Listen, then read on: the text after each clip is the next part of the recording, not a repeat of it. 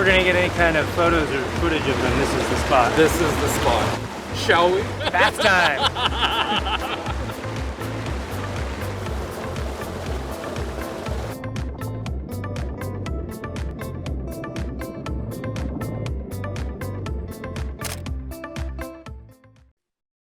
So we'll be using the online chat function in Zoom for fluid Q&A following our 4 speaker presentations. So if possible, hold your chat questions until the conclusion of the presentations, which is about like 40 minutes into it. We do intend to respond to all of your questions, both in the chat and verbally where we can. And so at this time, let's unmute Andrea because we want to let Andrea from the Council for Watershed Health say a few words about the LA River Fish Passage project. Thank you, Wendy. Can you hear me? Yes. Great. Good afternoon, everyone, and welcome to the LA River and Arroyo Seco Fish Forum. I'm Andrea Del Lapa. I'm the project manager for the Fish Passage project at the council. And on behalf of the council, Stillwater Sciences and Arroyo Seco Foundation, we would like to thank you for taking the time out of your week to join us. So this virtual fish forum, clearly you're going to hear a lot about the interesting work and project going on in the Arroyo Seco Foundation, but also there is clearly a link with the Fish Passage project. And Wendy will provide an update later on. But because it's a virtual meeting, and luckily we are all living, working, or operating in different places across the Los Angeles region or Southern California, I would like to first of all take the time to acknowledge that we're all on stolen indigenous land. So we would like to pay our respects to past and present tribal elders. We believe that is vital to understand and acknowledge the historical and current indigenous presence on the land that we're on. And in particular, due to the focus area of today's meeting, we want to pay our respect to the Gabrielino Tongva, but also Tataviam and Chumash. For today, as Wendy said, there will be several presentations focusing on the Arroyo Seco, which is the key tributary to the LA River. And we'll be learning, sharing, and focusing on the LA River Fish Passage program. And also in the Q&A section, I would like, it's more kind of like a personal request for everybody who has a current work or project or planning in the Arroyo Seco and the LA River watershed in general. You can provide maybe an update on your current projects or planning that will help all the people joining us today.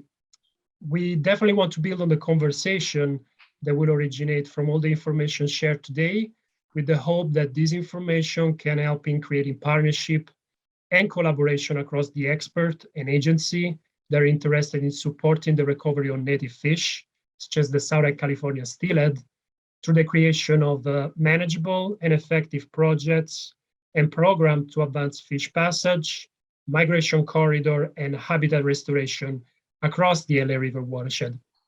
And so without further ado, I will just pass it back to Wendy, and thank you again, all of you, for joining us today.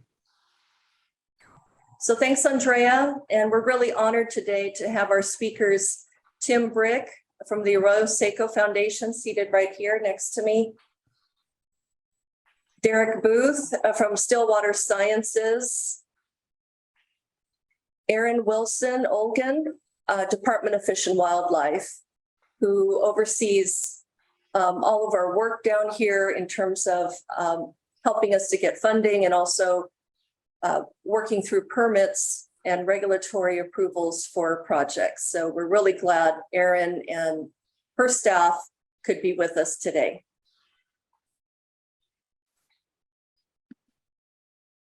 So our agenda today is to start off with a Discovery Channel video by Ian Shive, followed by Tim Brick sharing about great news about our native trout in the headwaters.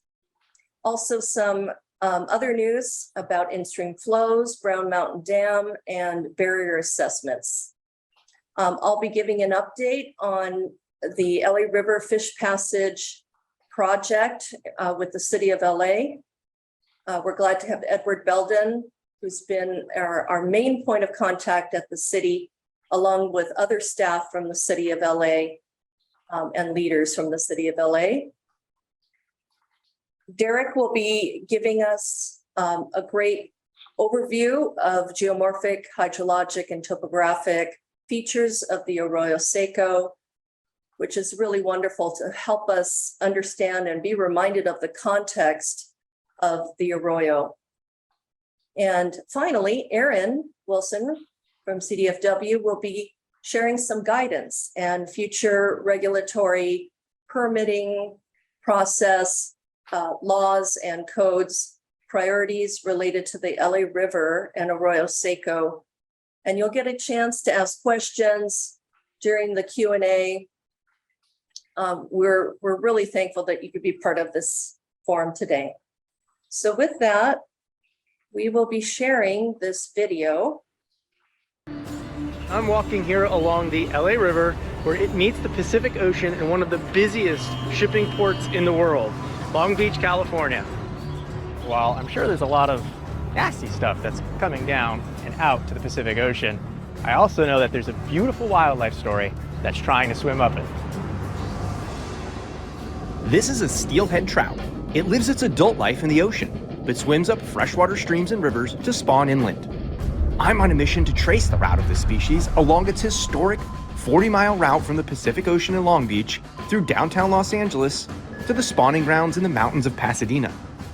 Their route is cut off by human impacts. So I'm joining a team of scientists to better understand how this important wildlife migration can be restored. Steelhead, they reproduce up in the upstream areas where the mountains are. There's a lot of barriers between here and the mountain areas where they reproduce, so there's dams where they actually can't pass. And that goal is to essentially reconnect the LA River. That's right. At first glance, you wouldn't think that this is where we're going to find wildlife, where that trout live here. But that's what we're about to find out. I swore I wasn't getting in the LA River today. But then now here we are. This is an example of what we don't want LA River to look like. There's no steelhead in this part of the river.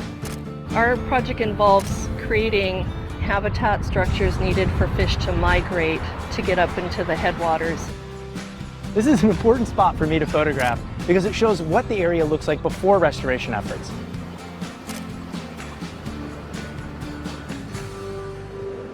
Only a few more miles up from the last spot, we make a quick stop to look at a section of river that illustrates what future restoration efforts might look like. We're now further up the Los Angeles River, and as we get up here, you notice how much greener. There's more rocks, more pools, and things for fish. This area right here is a great example of what a restored LA River could look like.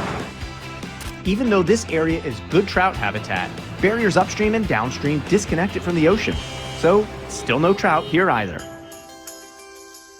We're in the central Arroyo Seco, and we're basically in the middle of the watershed.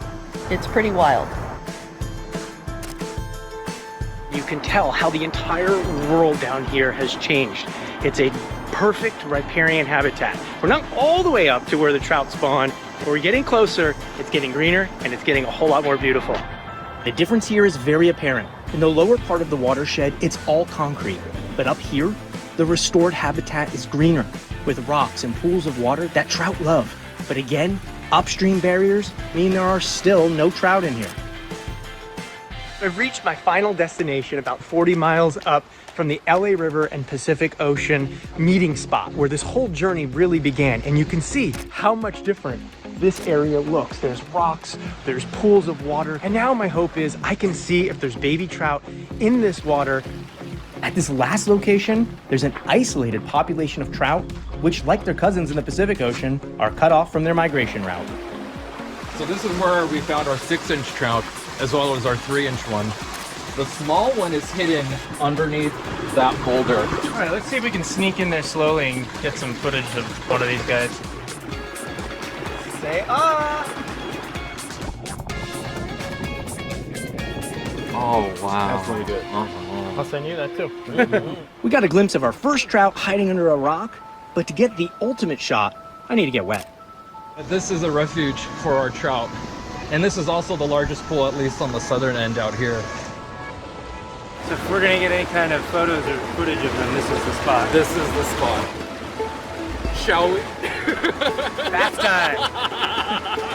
Honestly, I'm gonna work up a sweat just getting into this thing. You're really just looking for habitat where you think they might be hiding out. You always go from downstream up because the trout are typically facing upstream looking for food coming down. And then you're just looking in bases of rocks, cracks, wherever you think that they might want to hide out.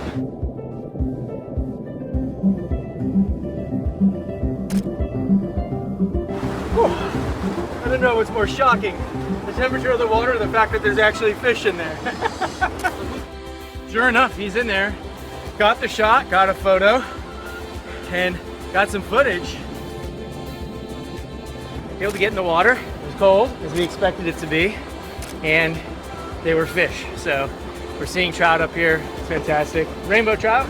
Rainbow trout. All right. Awesome. From the Pacific Ocean 40 miles away to the mountains above Pasadena, I've followed the historic migration of steelhead trout.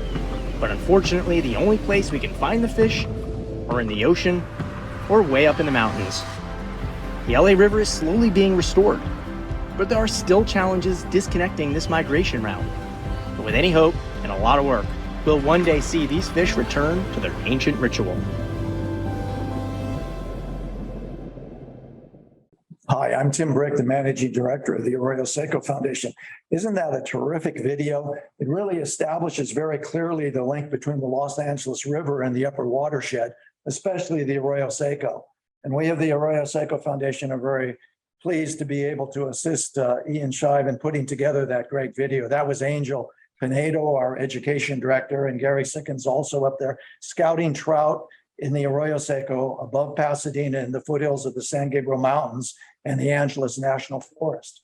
We're very pleased by the very significant progress that the LA River Fish Passage Program has made in downtown LA. We've been a part of that program and are really pleased with the work that the city of LA and the Council on Watershed Health and Stillwater Sciences have done there in order to restore conditions for steelhead in downtown LA near the confluence of the Arroyo Seco, part of restoring the link between the river and the mountains again.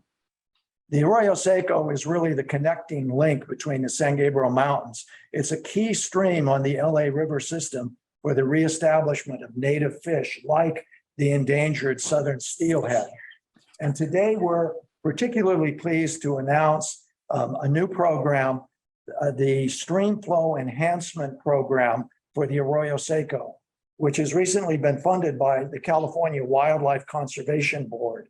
And we're proceeding to put together a very important study, also with the support of Accelerate Resilience Los Angeles and working very closely with Stillwater Sciences. Here's what the study will do. First of all, it's going to assess the habitat and hydrology of the upper Arroyo watershed, looking at the structures that have been put in place, the dams, channels, barriers, flood structures, invasive species that have been put in place in the last 100 years and evaluating their environmental impact for the first time, really. We're also going to conduct a technical study of Brown Mountain Dam, a large U.S. Forest Service dam built in 1942, 86 feet tall, 120 feet wide, that blocks the entire flow of the Arroyo Seco 3.5 miles up canyon.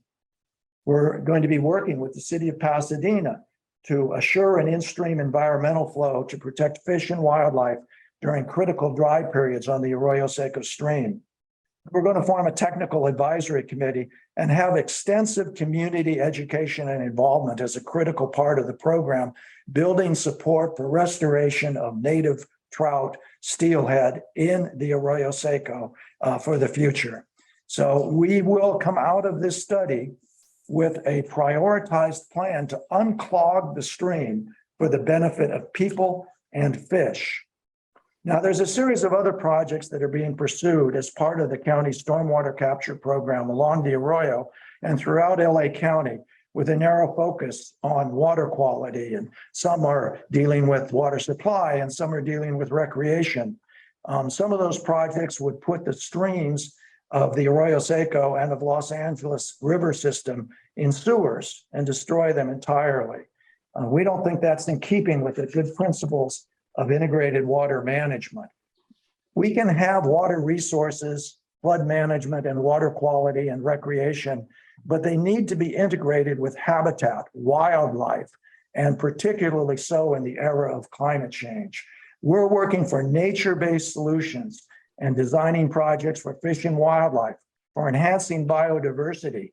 And when you do that, it creates a logic of its own, a logic that will ensure sustainability and resilience for the future. So the goal is to restore natural hydrology as much as possible, to remove the obstructions to natural hydrology, to respect the value of natural resources like water and fish. So let's bring back the steelhead.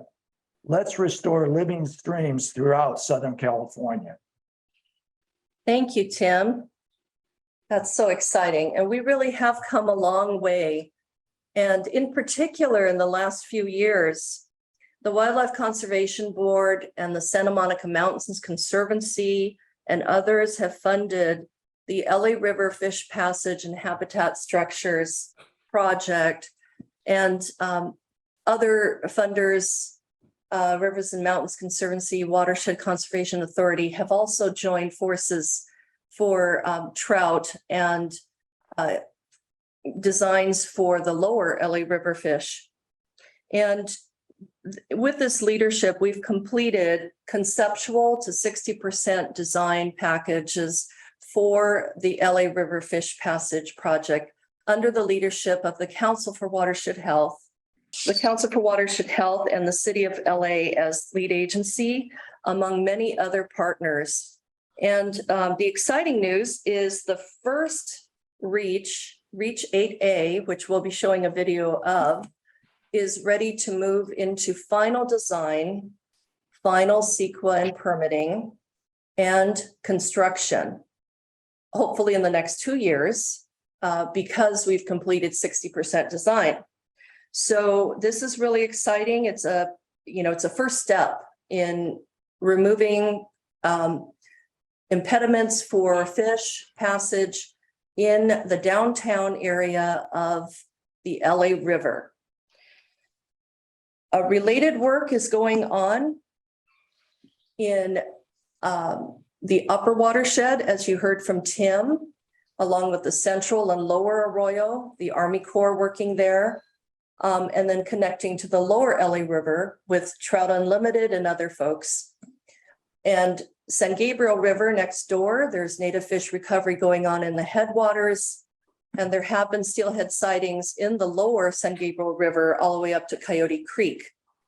Sub-expansion population work has been going on associated with Caltrout, many others, National Marine Fisheries, and monitoring as well. So we're really excited about all of the progress going on. As you can see, many partners. We want to again acknowledge our funders, our lead proponent, as well as outreach through CWH, Arroyo Seco Foundation, FOLAR, and all the leadership with the mayor's office and the city of LA, and then all of our partners, which are really extensive and have key roles: Bureau of Reclamation, the county, CDFW, NIMS, Army Corps, Regional Board, and SCORP. So here we go with the video. Michael and others will be sharing. Between the Pacific Ocean and the San Gabriel Mountains lies the LA River, once home to native fish like the endangered steelhead trout. Not too long ago, the steelhead used the river to reach the mountains for spawning, until the city's urbanization expanded along the river and barriers were built to control flooding, with less concern for fish and wildlife. Is it possible that the native trout can find their way back to the river? Here's the promising news. Recently, experts reported a thriving steelhead population of 400 to 500 and counting in some of the upper river tributaries like the Arroyo Seco, where the natural habitat presents prime conditions for the fish's return. The caveat? Warm waters, fast velocities, and of course, too little water, resulting in shallow depth. To solve this, a team of experts are spearheading the LA River Fish Passage and Habitat Program, a restoration effort that analyzes fish-friendly ways to modify the concrete channel from the Elysian Valley to Washington Boulevard. These efforts will help bring back native fish and offer enjoyable recreational opportunities, and the experts are making it happen in 3 steps. Our first step was to collect any and all available information on steelhead. And what we learned was that despite all the challenges they face, they're still persisting their fish right here in this stream. And the biggest problem that they're facing is that as they try to swim downstream to access the ocean, just like the adults trying to swim upstream from the ocean to access this habitat, they're just not able to make it.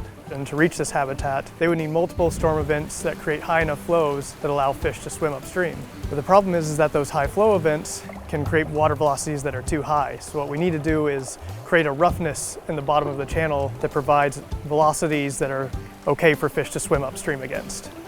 The key here is finding a balance between increasing roughness and maintaining suitable levels of flood protection during storm events. Adding boulders and structures like fish pockets or pools along the channel bed reduces flow speed and helps fish swim upstream with less effort. Deepening the channel will also make passage easier. Another approach is to expand the river to allow for suitable habitat and flood protection. But widening ultimately increases time, money, and complexity of the final design. With all that in mind, the second step of the design process was born through testing hydraulic models. Step 2 of the process is the 30% design phase. And at this phase, a range of alternatives are developed for the project that allows different trade-offs to be evaluated for the project's complexity, how to deploy vegetation cover and help fish cope with warm water temperatures. Then the design team further refined the modifications to balance considerations like construction cost, schedule, and permitting. The federal LA River Ecosystem Restoration Project just received its green light from Congress to go into the construction phase. So that project, which stretches from the north side of Griffith Park all the way down to First Street in downtown LA, will be able to begin restoring aquatic riparian native habitat throughout those 11 miles of the river while maintaining the critical flood risk management that the river provides. An amazing synergy exists between the Fish Passage Pilot Project and the federal LA River Ecosystem Restoration Project. And so the Fish Passage Pilot Project will be able to extend and build on and enhance the restoration that is achieved under that federal plan. In short, the pilot project, our third step in the design process, is the solution to a manageable, cost-effective approach while still providing appropriate levels of fish passage and flood control. It focuses on a quarter-mile stretch of the river called Reach 8A, where existing depths are up to 1.5 feet. Because of the existing depth in this section, high levels of concrete replacement are avoided. Simple elements would be added like boulders, staggered fish pockets, and additional channel depth at shallow sections. So what does this mean for us? Well, we can expect to enjoy a real river in LA with native fish in it. Other designs for this area propose recreational opportunities, including metro bikeways, viewpoints, and much more. An enriching, sustainable river in the urban center of Los Angeles will be a grand feat, and it will ultimately show our care for local wildlife in a way that keeps us all safe.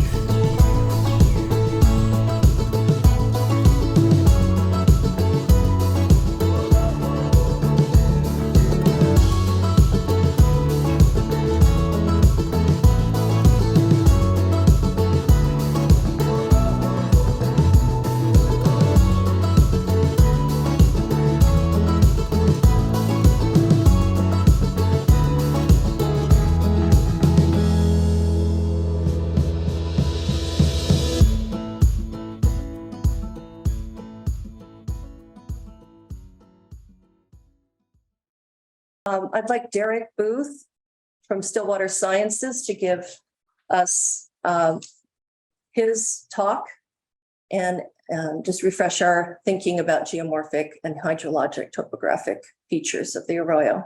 Derek? Greeting, folks, and thanks for the opportunity to be here today. Let's move on from the slide and we'll get down to the business of it.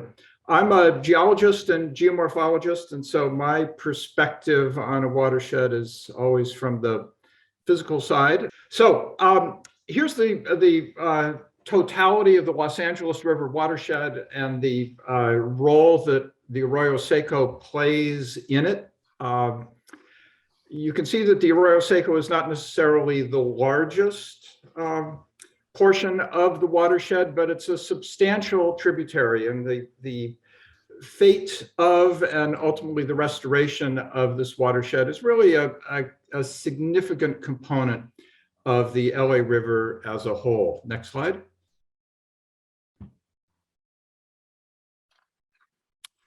We will have a moment's pause while Zoom processes 76 individual screens. There we go. So here's a longer, or excuse me, a closer view of the Arroyo Seco. And you know what it shows in some ways, the Arroyo Seco is almost a microcosm of the entire LA River watershed. Its headwaters are up in the San Gabriel Mountains, steep, largely undeveloped. The tributary streams and channels enter onto the LA basin.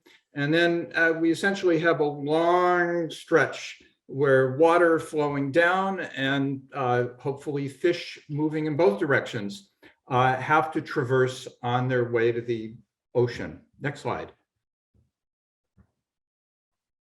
This is an oblique view of the same watershed, and it really emphasizes the steep upward uplands of the watershed and the really rather abrupt transition into the lower plain. You can get a feeling for the south sloping material that has come down over really thousands and perhaps even millions of years to create the LA basin. We also highlight here the two critical dams in the Arroyo Seco, Devil's Gate, that provides both flood control and sediment debris control, but as a fish passage barrier, and Brown Mountain Dam that, as Tim mentioned, is on the docket for ultimate removal. Now we can also overlay the geology on this view. Next slide. And you don't need to worry about all of the details here, but basically what it does show is that the uplands are underlain by all that pink and purple stuff. That's mainly hard granitic material, very steep. And down low, the various shades of yellow, much more recent sediment that's been flushed out of the mountains. You'll also notice a number of sort of dark dashed lines with little shark's teeth. Every one of those is a mapped fault. It's probably not complete. There are probably more faults than just that. But their existence both gives rise to the seismicity of the LA basin, but it also literally gives rise to the uplift of the San Gabriel Mountains and creates this rather unique but ultimately quite important topography that is the physical template on which both the watershed exists and also that the fish must traverse. Next slide. So let's zoom in a little bit on the upper part of the watershed. Next slide. And in particular, I want to look at the hydrology as characterized by the one long-term US Geological Survey gauging station. It only covers about 1/3 or even a little less than 1/3 of the watershed area, but it gives us a kind of a nice perspective on how water moves through this watershed. Next slide. So if we look at the last 30 years of discharge at this point in the watershed, what you notice is that much of the time there's, really not very much flow in this system, but almost every winter, and sometimes a couple of times per winter, there are definitely pulses that are, of course, associated with very discrete wintertime storms. And every now and then, like in the 2004-2005 winter, we get actually a fairly healthy discharge. The last moderate El Nino year of 2010-2011. Next slide, rather. And what's really interesting from a hydrologic perspective, but also really important, is that the San Bernardino Mountains and the rainfall that episodically and rather infrequently arrives has some of the most intense rainfall in the entire United States. And at other times, it has no rainfall, of which certainly the last 4 or 5 months are a pretty good example of that. Next slide. If we now look back over a century and just pick out the largest discharge at this gauge in each of those years, you'll see that most years, really, it's decent. 1,000 CFS is a significant flow, some 2,000 CFS. But every now and then, we get truly exceptional discharges. And I want to focus on the last reasonably large one. It's about the 6th largest in the record. Again, the El Nino 2010-2011. This was in December of 2010. Next slide. And I want to just look at the response of the channel in the upper reach to that. So here we are, we're a little upstream of Devil's Gate Gam, and we're looking at the river channel prior to that 2010 storm. You can see over there, kind of in the center left, the river coming out of the mountains, first emerging onto the plains. And it's a multi-threaded channel. It's got a fairly complex riparian zone, obviously some shifting channels, sometimes single thread, sometimes multiple thread. After that storm, next slide, a substantial load of sediment came down. This is how these mountains work. They don't dribble sediment out year by year. They kind of save it up. And in big storms, decadal storms, multi-decadal storms, it all comes out. And the load that you see in such a storm can equal 20 or 30 years worth of accumulated sediment all at once. What this also does is that it provides, or it gives the river a memory of its past. This is sediment that is not all going to be flushed through the system in a single year. So if we look 11 years later, next slide, just this last year, you'll see that actually the river, even 11 years later, is really not looking that much different. There is some vegetation colonization, but the river remembers, if you will, and it also reminds us that these Southern California systems are very episodic in how they behave. The species that live or that used to live in these systems have evolved to work with that episodic disturbance and recovery, but it certainly makes us remember that these are not simple, uniform, well-engineered systems. And if we are going to live next to them, but also manage them for their ecological benefits, we always have to keep that in mind. Next slide.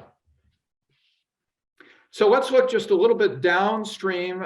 Devil's Gate is up there just upstream of the freeway. And we're looking at a couple of the reaches that have been evaluated for potential restoration along the Arroyo Seco.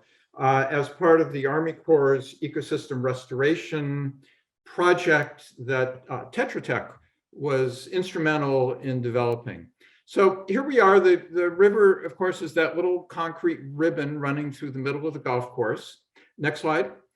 And the type of treatment that could be done in a system like this, where there is some but not overwhelming constraints from adjacent infrastructure, is what's called floodplain benching, basically a widening out of the channel of an expanded riparian zone and an expanded channel to convey floodwaters in all but the largest storms. If we move a little farther downstream, next slide, then here we are coming through South Pasadena. There are more constraints. There is less room for the river to fully regain its natural condition. And so here we need to develop different approaches. Next slide. The flood control channel is still there, but we've still provided a more natural low flow channel that provides riparian benefits, that can provide fish passage, and also, frankly, provide some aesthetic benefits for the residents that live obviously rather close to this river. Next slide. And so just in summary, it's worth thinking about the Arroyo Seco as, again, kind of a microcosm of the entire Los Angeles River and of the challenges that face our goals of restoration through here. We're trying to get fish up into the headwaters. We are trying to manage sediment and floodwaters coming down through the developed portion of the watershed. But all of the work that's being done in the lower Los Angeles River and through these lower parts of the Arroyo Seco are critical to get fish up into the upper areas where they actually can spawn and live out their freshwater life cycle, and then eventually turn around and head back down to the Pacific. And with that, I will turn the show back over to Wendy. Great, thank you, Derek. So we are going to hear from Aaron Wilson, Olga now with CDFW, and just kind of put on your thinking cap to absorb.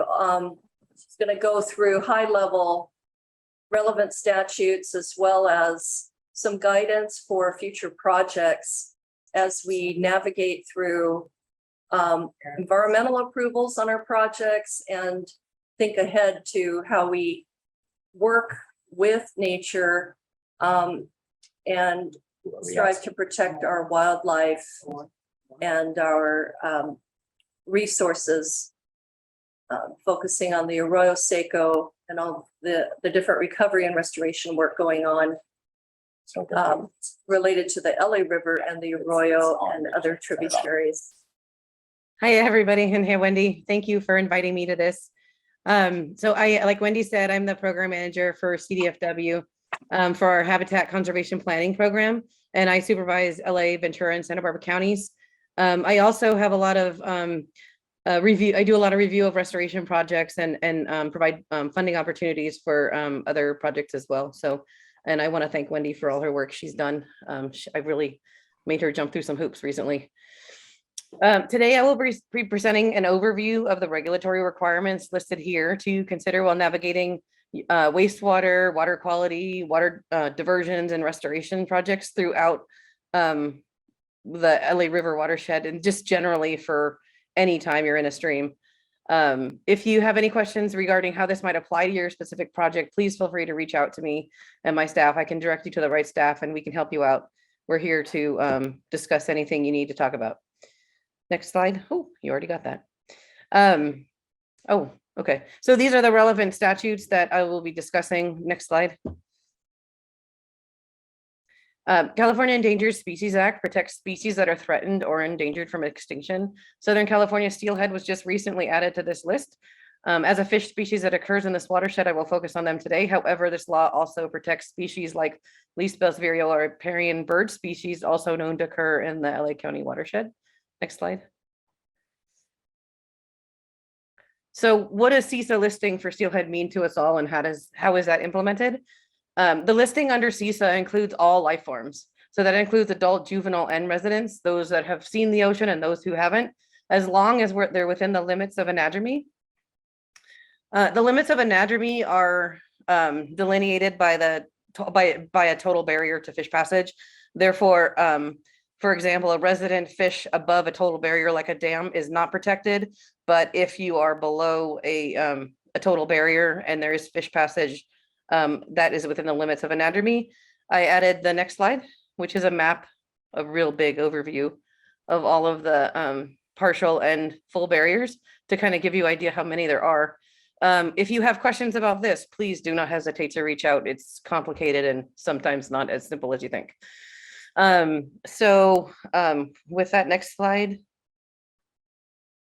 So just a real quick overview on this listing process. There's more here than I'm going to talk about, but this is for your information. So the timeline on the listing process. So the commission formally received Cal Trout's petition earlier this year.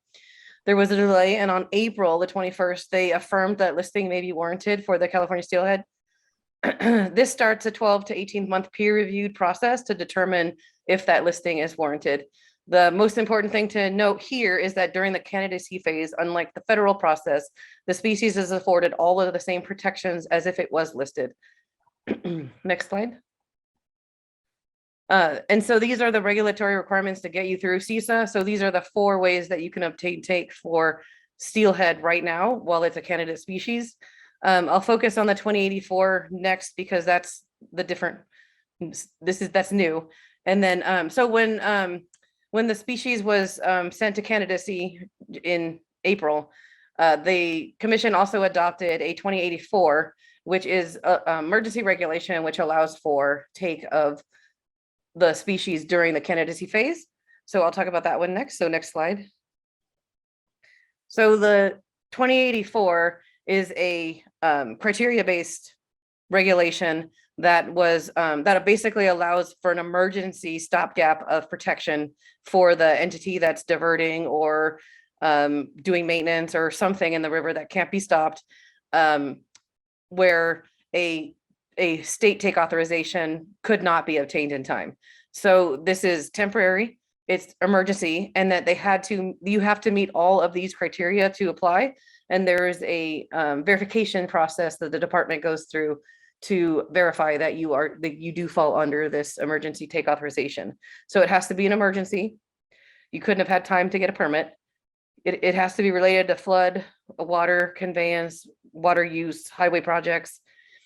The project has to already have federal take authorization. So if you didn't need federal take authorization, you probably don't need state take authorization and you wouldn't apply.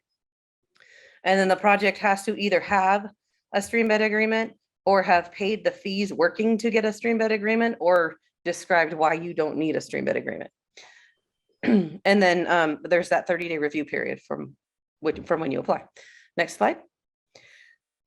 Some of you may be familiar with these 2080.1s are consistency determinations under CISA. These are not permits. These are just affirmations or consistency determinations that your project as proposed is consistent with the fully mitigated standard under CISA, and you will just get a letter stating as such. It's important to understand that in this process, you have to meet a different standard than the federal process, and that can sometimes become problematic if you don't do enough pre-negotiation and pre-coordination to getting your biological opinion. Next slide. 2081As are management scientific take authorizations under CISA. This is also where cutting the green tape and restoration permits reside. Examples of these are restoration permits or management of endangered species on already conserved lands, or permits to study or propagate species.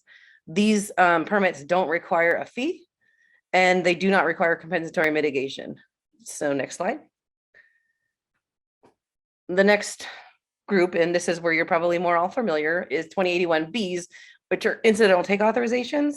These are used for construction projects that are being used for like developments or any other capital project that is not for science.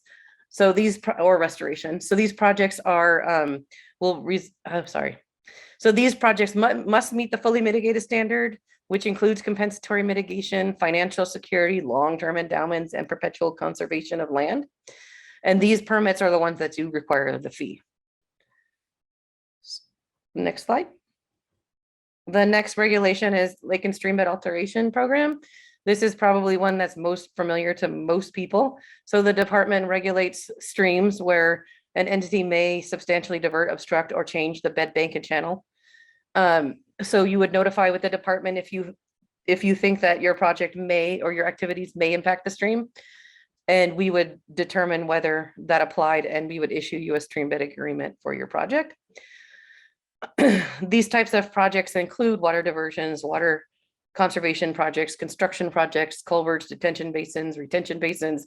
All of these activities change the stream and the flow of the water, and would be subject to the regulation. Next slide. Forgot where I'm at.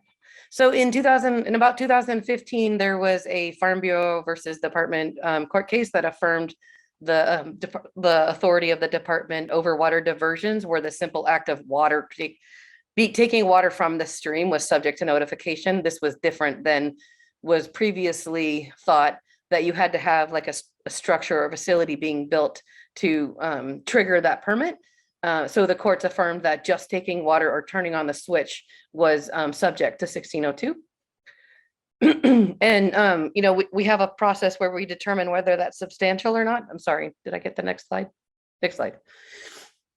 And so part of that would be in determining whether a water diversion is substantial is whether it, decrease in surface elevation, a visual reduction in the habitat or the surface flow. All of these things lead to whether it would be substantial or not. Next slide. And then these are just examples of certain measures that may be applied for a diversion, like screening, providing fish passage, or maintaining adequate stream flow for each life history. Next slide. Sorry. Another Fish and Game Code section that's typically applied during the LSA process is section 5901. This is that regulates the installation of dams, conduits, and fish screens. So a dam or any other artificial obstruction is regulated under this code section. So this code section also identifies districts throughout the state that do apply to this. So if you look at Fish and Game Code 10,000, it describes which counties are this regulation pertains to. And for example, LA County is District 4 1/8. So therefore this regulation would apply to it, where you cannot build a obstruction that impedes fish passage in the watershed. Next slide. And then, oops, I lost it. Section 5937, Fish and Game Code 5937 requires any dam owner or contrivance owner to maintain enough water downstream for fish in good condition. Now you might ask, what does fish in good condition mean? That gets complicated, but the next slide, sorry. We use the Peter Moyle interpretation, and that discusses or uses body condition or disease or multiple age classes being observed as indicators. So it looks at the individual population and community aspects of whether the population isn't, or whether fish are in good condition downstream of this facility, and making that determination. Next slide. And then almost done here. California Water Code. So because this is mostly LA County and that most of the water is fully appropriate, I'm going to focus on wastewater and diversions because that's generally what we have here. So Water Code 1211 and 1701 pertain to wastewater discharge and their review and approval. So petitioners must consult with a department in the early stages of project development so that we can inform the development of CEQA documents, studies, surveys, or other things that we need to be conducted to review the change petition. The petition must include all information reasonably available to the petitioner or that can be obtained from the Department of Fish and Wildlife concerning the extent, if any, to which Fish and Wildlife would be affected by the change. And then a statement of any protective measure proposed for the protection of fish and wildlife in connection to the wastewater change is required. Next slide. So in any and all cases, the petitioner must notify the department, and then the department works with the state board to propose measures necessary to protect fish and wildlife resources as a result of the change petition. The appropriative water rights process is very similar to this. So if you have those issues, we are here to discuss. CDFW does at times protest wastewater and water rights petitions. So when it believes that a public trust resource needs protection. I think that is the end of my slides. Thank you, Erin, and thank you, Derek, and Tim. And so at this time, let's see, I see that Andrea put in the chat the link to the Reach 8A LA River Fish Passage video. So feel free to watch that on your own. And instead, we're going to just segue to Q&A at this time. So if you have specific questions for any of the speakers, our technical team is on chat as well, folks that have worked alongside all the speakers on projects. And we would love to hear from you. So if you have a question, please go ahead and put it in the chat, and we'll try to address your questions in the remaining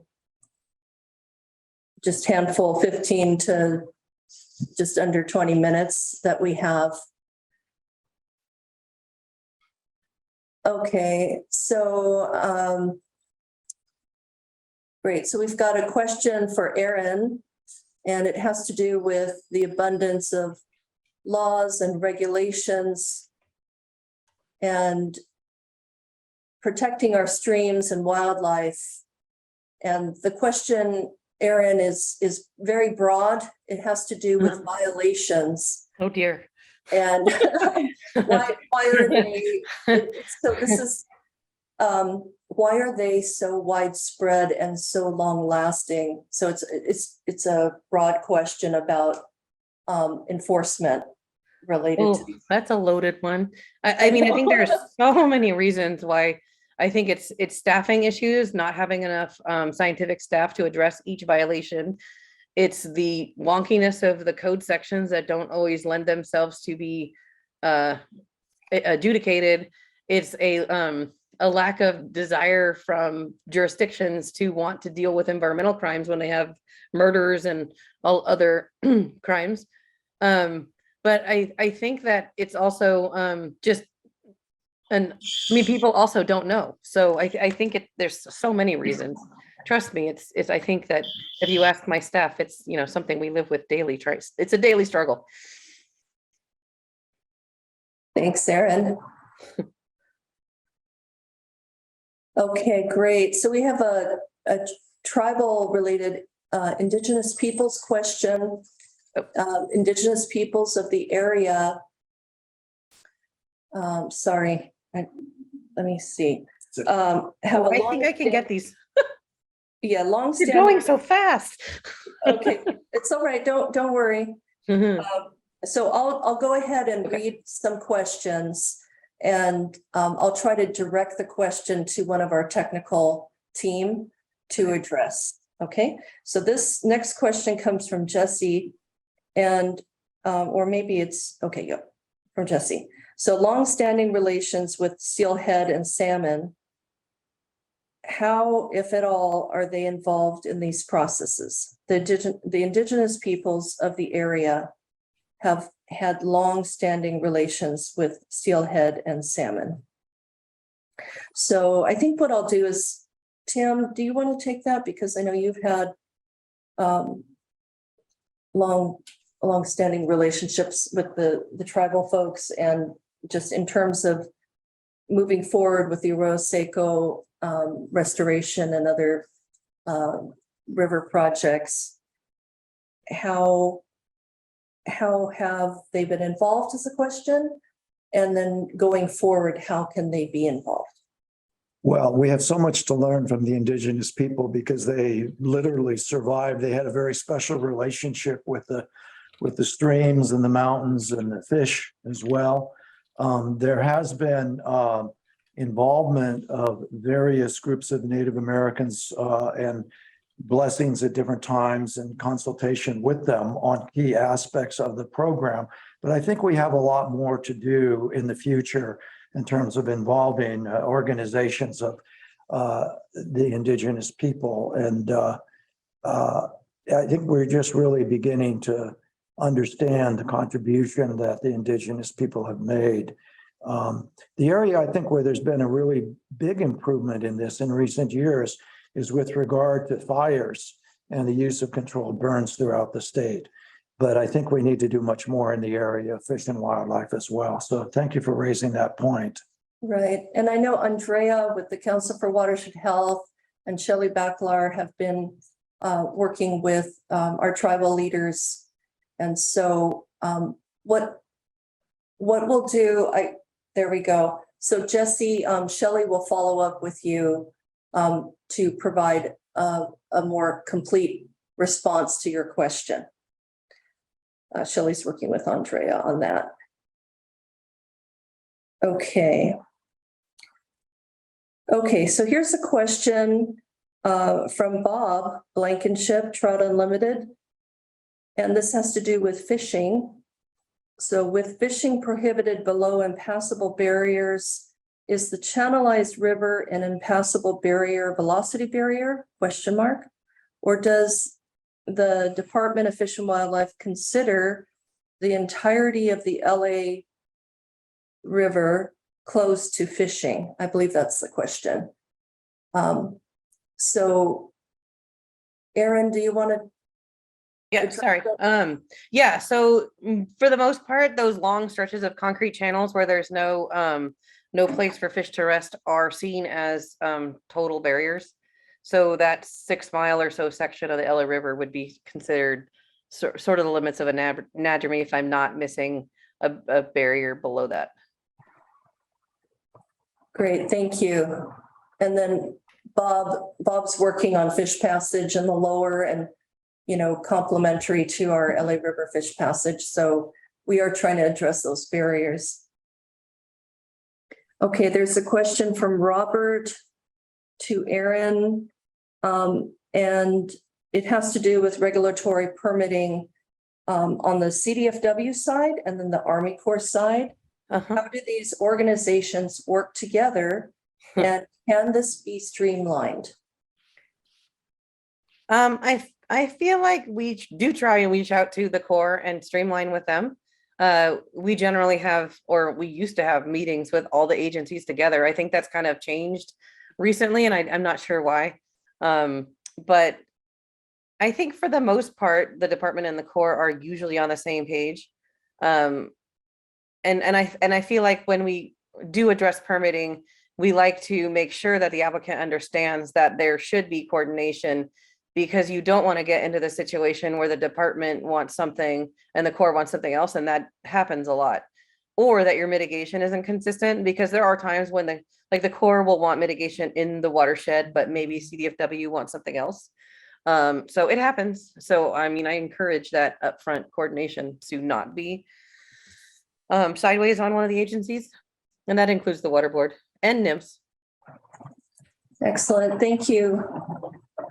There's a question from Ross Pringle asking, how can I get involved with fish monitoring? And Tim saying, I'll take that.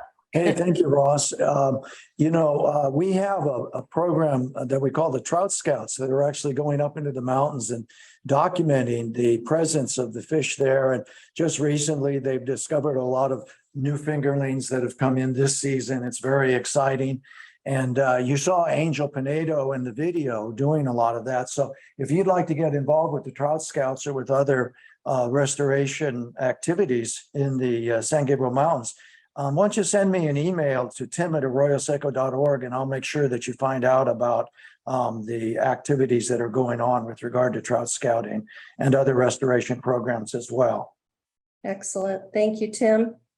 And Steve Appleton asks a really compelling question, which we all as restoration practitioners are thinking. It's very exciting to learn more about this project, which addresses habitat and geomorphology of the river.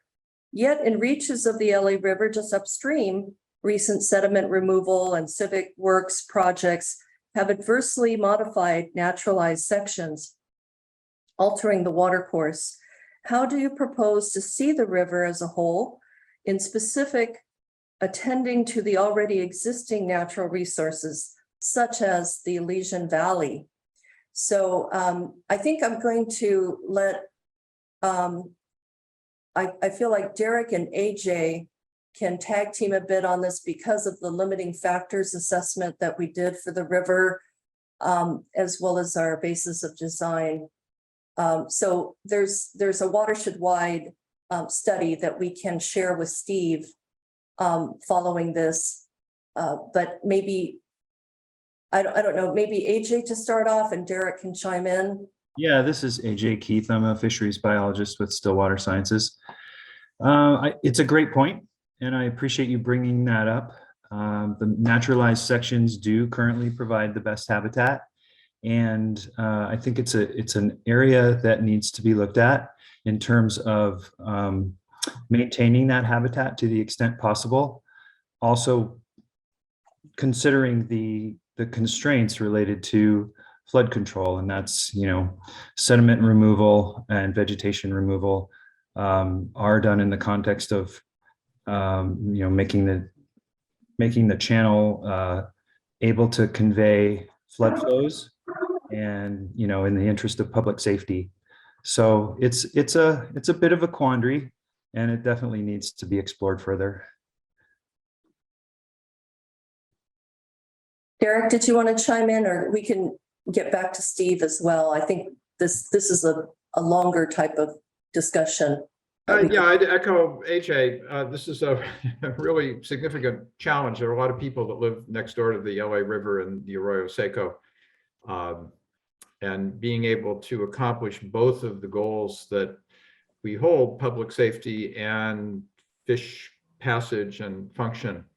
If it were easy, we probably would have done this 20 or 30 years ago.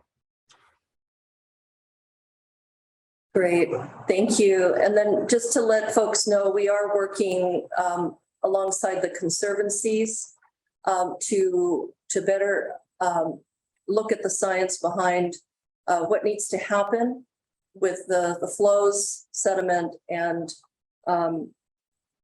holistic approaches addressing the river, LA River, as well as the Arroyo Seco. And so we can follow up, Steve, we can follow up with you to have an offline conversation. Okay, just a few more questions, and we're looking close to our end time here. Trevor and looks like Carla asks the question, do Steelhead move up the San Gabriel River today? And I'm just gonna share what I do know, and then Aaron, if you wanna chime in, that's fine. I know from Mary Larson and John O'Brien that there have been sightings of steelhead moving up the San Gabriel River as far as Coyote Creek. So that is what I do know. Aaron, did you want to add to that? Just to add to that, Wendy, we sort of had a little assessment of that already to kind of see where the limits were. The first complete total barrier for the San Gabriel River is the Whittier Narrows Dam. I think there's 3 rubber dams right below it. That would be the first complete barrier, but then there is that whole segment of concrete line channel that would be a pretty significant hurdle for a fish. So generally we look at that like El Dorado Park, Willow Street Bridge generally as the cutoff for anatomy right now. Right. And I think someone asked before, it was Derek Berlin, about the same type of question and doing some research in the San Gabriel system. So we'll get back to you following this meeting. And let me, if I may just add something about the San Gabriel, The headwaters of the San Gabriel are recognized as one of the important strongholds of native trout in the region. So that's an important consideration for restoration and potential reintroduction basin-wide. Thanks for saying that.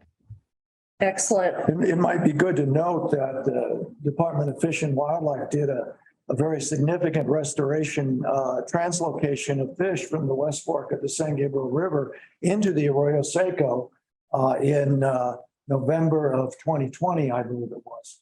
And they introduced 469 5-inch trout, rainbow trout from the West Fork of the San Gabriel River, which is right over the ridge from the Arroyo Seco. So it's a very key source of rainbow trout in the mountains. Excellent. Thanks, Tim. Ben Harris asks a really great question here, and it seems to be directed at CDFW, but we can keep it open. How could future projects contemplated under the LA River Master Plan, such as platform parks that would cover the river in concrete in places such as the Rio Hondo confluence, be consistent with efforts to restore steelhead fish passage? Would CDFW take the position that those types of projects would always have significant impacts that cannot be mitigated? What type of project? I'm sorry. So Ben is referring, Ben with LA Waterkeeper is talking about future projects that are contemplated on the LA River Master Plan coming down the pipe. Would CDFW consider projects such as the platform parks a significant impact to steelhead? So I'm not sure. Help me see if I answer this right. So if somebody proposed a project to us that was reconcreting a section of the LA River, I think we would negotiate with them to try and find a different way to implement that project so that would benefit fish. We wouldn't want to, when you're taking out a piece of something that's a fish passage, you wouldn't want to put it back with something that also results in fish passage barriers. So you need to make the fish passage better, not the same or not worse, even though fish aren't there. We wouldn't want, because then somebody's gonna have to come around once fish passage is further up the river and fix it later. So we would look to try and negotiate a way to fix those types of projects that are not conducive to fish passage. Does that answer the question? Yes, I think so. Okay. Okay. Yes, okay, the rest are more commenting and thanking. And thank you. Emergency exceptions. Here's So I one. think, I'm sorry, Wendy, I didn't mean to like butt in, but I see here somebody's asking about CISA and emergency provisions. There is no, this is really important. There is no emergency provision under CISA under CISA. So if you have take of a listed species that's imminent, you still have to permit it, and we have permitted projects in days to get that project done. There is no exemption. Great, thank you that was for Scott Cooper. Yeah. Thanks for bringing that up. It's really important. Great. Seems like we've come to the end of questions. If anybody has any questions that they think of later too, we're always available. Just reach out to me, reach out to my staff, or reach out to Wendy and she'll get you in contact with me. Wonderful. Okay, I know there were a few questions that we anticipated relative to water temperature. What about Brown Mountain Dam removal?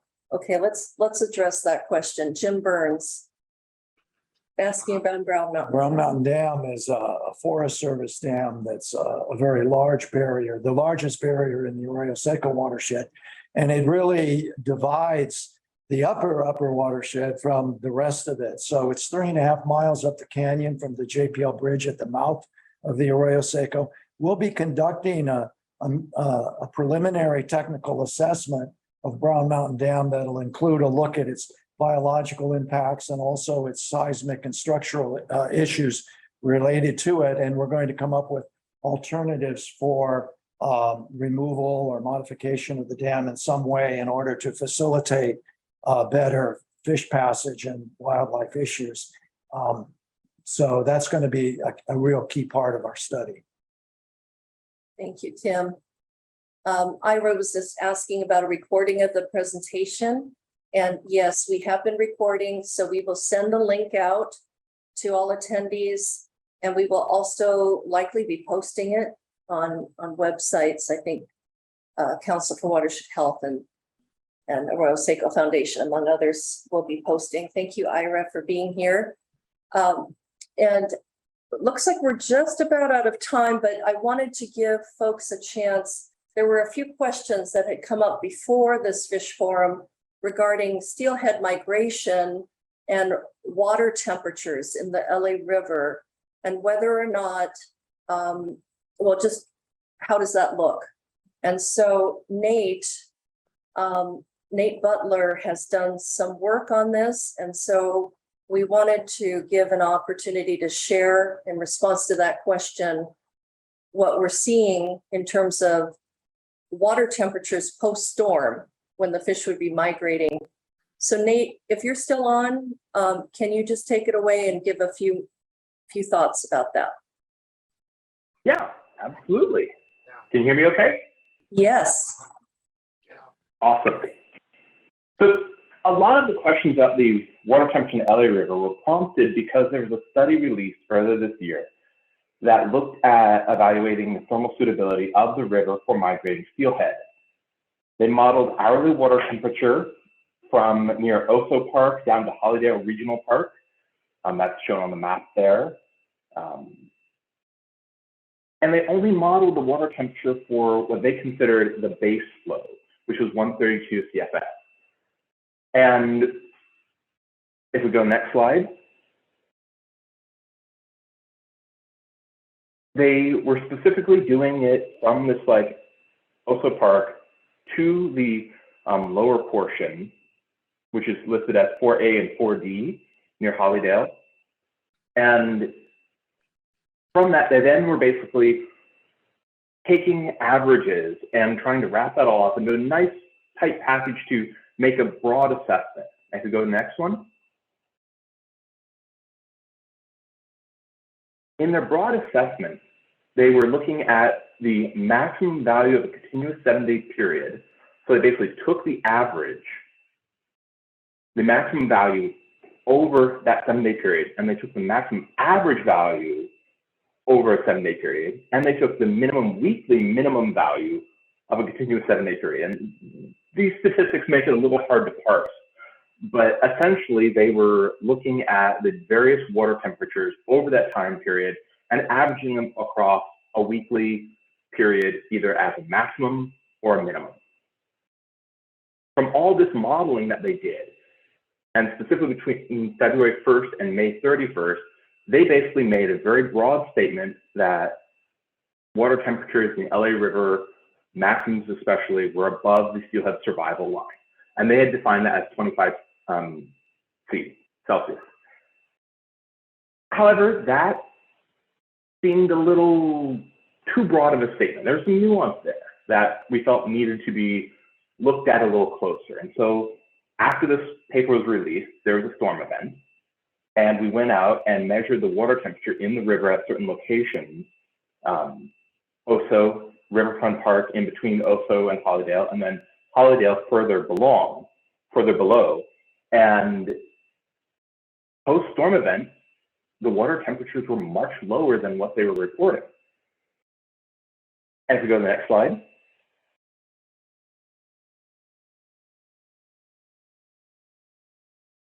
So this is the flow. So it was not flowing particularly high. Like, is this 132? What flow exactly is that? This is at Riverfront Park in the evening of the 23rd when we went out and measured at that location. It's not that high of a flow. I personally have terrible gauging of river flow, but someone else might have a better sense of that. But if we keep going,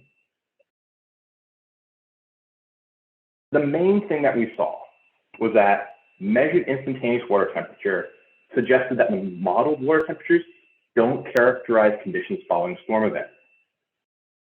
The measured instantaneous temperatures between 12 and 21 C, 54 to 70 for people like Fahrenheit, and that's below or within the reported temperature preference range of 17.8 to 24.6 C, 64 to 76 Fahrenheit, for steelhead in the Tuolumne River. And that preference study was based specifically on swim tunnel data, and in Tuolumne, further, it's a California population. It's not a Southern California population, but it's a California population. So it's capturing a bit of how steelhead would prefer temperature in California. And so this suggests that there are periods when there is water temperature suitable for steelhead.